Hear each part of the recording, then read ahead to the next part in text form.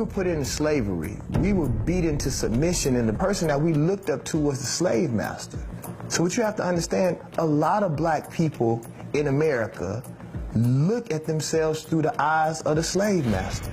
We feel the same way that they feel about us. We want the same thing. There have always been laws that would pit African-American people against other African-American people. During slavery, they had a law called the Meritorious Manumission Law, where African people would get rewarded for turning in another African slave or turning in a person who wanted to create some type of rebellion or runaway slave. So there were all types of incentives to give African-American people for turning on each other. I mean, all of our major organizations are supported by people who classify themselves as white. So it becomes difficult to bite the hand that feeds you. Give the illusion of inclusion. And under the illusion of inclusion, we're actually going to take them back to Jim Crow. That's what they're doing. They're taking us back as they give us the propaganda of going forward, and they do this through the hoop. Black bourgeoisie. Every city got a black bourgeoisie. This is how white supremacy operates. A numerical minority cannot control a numerical majority without participation from the majority. It's impossible.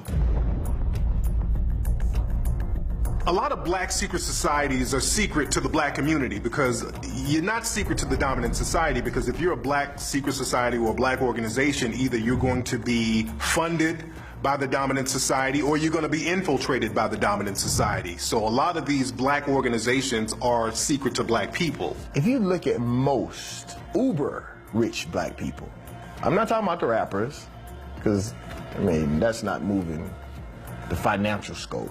But I'm talking about the black people that really are making money, especially the men.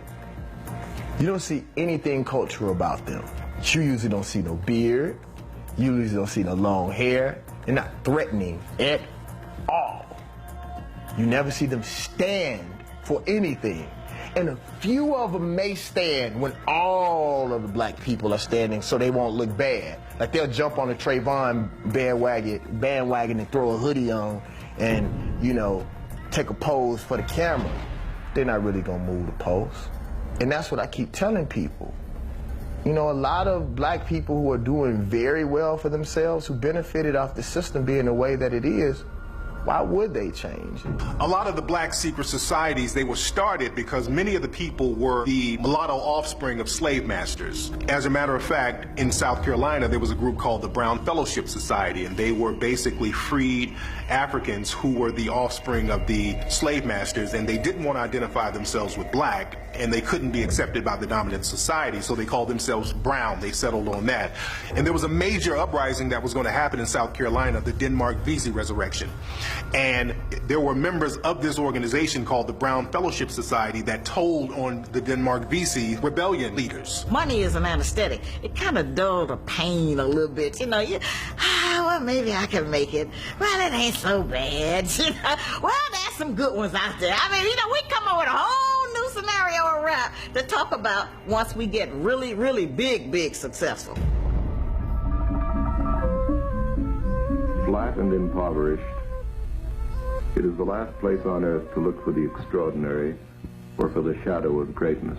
For generations, black people have been economically disenfranchised by different laws, different types of public policies. So because there's economic deprivation, it's very easy to find black people who need the money and who are willing to throw other black people under the bus for money. So this is why it's important for African American people, or us in general, to have rules and integrity when we're trying to get our paper. Because like they say, man, all money is not good money.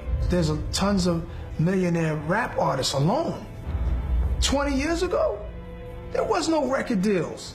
There was no shows for just anybody. Now everybody's touching some money. So what rules? The rules is go get money. So all the rules went out the way. All the rules were forgotten. You know what I'm saying? And what happens is dudes get lost because they never had to follow no rules. They never looked up to anybody that was a stand-up person. So it's all about paper. There is no rules. So what happens is they wind up one day, I got a little money and I don't know why I don't have no real respect. Because they forgot to look at the examples before them. What did a promotion mean for black folks? Let's just take a look at what promotions meant. Okay, if you're promoted as a woman, the likelihood is you are either going to be breeder right? You're going to end up getting bread or passed around as a favor, right? So there's fear around, inherent fear around being promoted. If you're a man, you get promoted into what? An overseer? So then you get promoted into being my oppressor. So I'm not all that interested in you getting promoted. Or maybe, you know, you get promoted into being a stud, right? You get promoted into, here's another one, being a preacher. Interesting, all the things that happen around that. At one time, the churches used to be a place that was some power for us and where we could go and have certain discussions or mobilize and things. Well, faith-based money that Bush came up with eliminated that, because once the churches applied for and got that money, they couldn't say nothing else about racism no more. They bought them out. There was another organization called the Blue Vein Society down in New Orleans, and they were called the Blue Vein Society because they were mulatto black people who would only let other light-skinned black people in the organization. The rule was you had to be light enough so they could see your blue veins. That's why they call themselves the Blue Vein Society. Even now, and until recently, a lot of so-called black organizations, they've had this brown paper bag test. You had to be a certain skin tone in order to be accepted. So there are a lot of these black secret societies that take on a lot of the negative viewpoints of the dominant society, or that the dominant society have of other black folk. We know that the first full-time FBI agent in American history, black agent, was actually hired to infiltrate the Marcus Garvey movement, working under the supervision of J. Edgar Hoover to destabilize it. African American people are the only people who are rewarded for turning on other African American people. You don't see that with other people in the dominant society. You don't see Latino people being rewarded for turning on other Latino people. You don't see Asian people being rewarded for turning on other Asian people. But if there are African American people who are willing to talk badly or negatively about other African American people or throw other African American people under the bus, they get book deals, they get TV shows, they get radio show deals. So there are all types of rewards and incentives for African Americans to throw other African Americans under the bus. And this comes directly from slavery. You know, at one time, the black man had to grin and smile all the time. Everything, it didn't matter what. You had to keep grinning, keep smiling. That was to show all of the white people that you were not hostile and you was a happy Negro. You wasn't mad about nothing. No matter how I've been treated, I'm still happy. In the history of America, there have always been compromising black people who would do things to compromise the rest of the community. And there have been several names historically for black people who do things like this. The sellout, Uncle Tom, Mammy, Coon, I mean, all types of names utilized for people who will compromise the rest of the black community. You can't be born a coon. No, you have to practice being a coon. Practice grinning, practice bucking your eyes. Yeah, it's hard work to be a coon. Mm-hmm. Well, that man is just wasting money. From coon to tycoon. The United States Army Office of Intelligence hired a black man by the name of R.R. Moon. This is going to blow people's minds.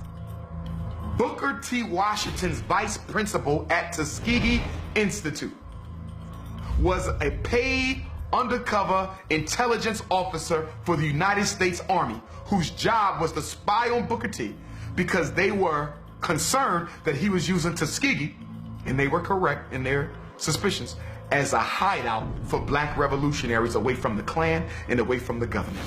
We know that the man who infiltrated Malcolm and served as one of his security men, Gene Roberts, was an agent, and then after he brought Malcolm down, he goes and brings the Panthers down. So they used him again after, because nobody knew who he was yet. So they was able to use him again, and then he brought down the Panthers. There is one thing that we have to be dealing with, and that is the issue of a total emancipation and liberation of our people. And if that's not the deal, then you're not part of the solution. And so we have to look at this very carefully, and we have to let folk know, whatever they may be, with all those minorities, if we all came together, we would understand we are the majority. But as long as we are divided, we will be conquered. And as long as they can play one group against another group, whatever it may be, whether it is the internal Willie Lynch syndrome or whether it is a cultural Willie Lynch syndrome, we will always be controlled, contained, and dominated by the true minority.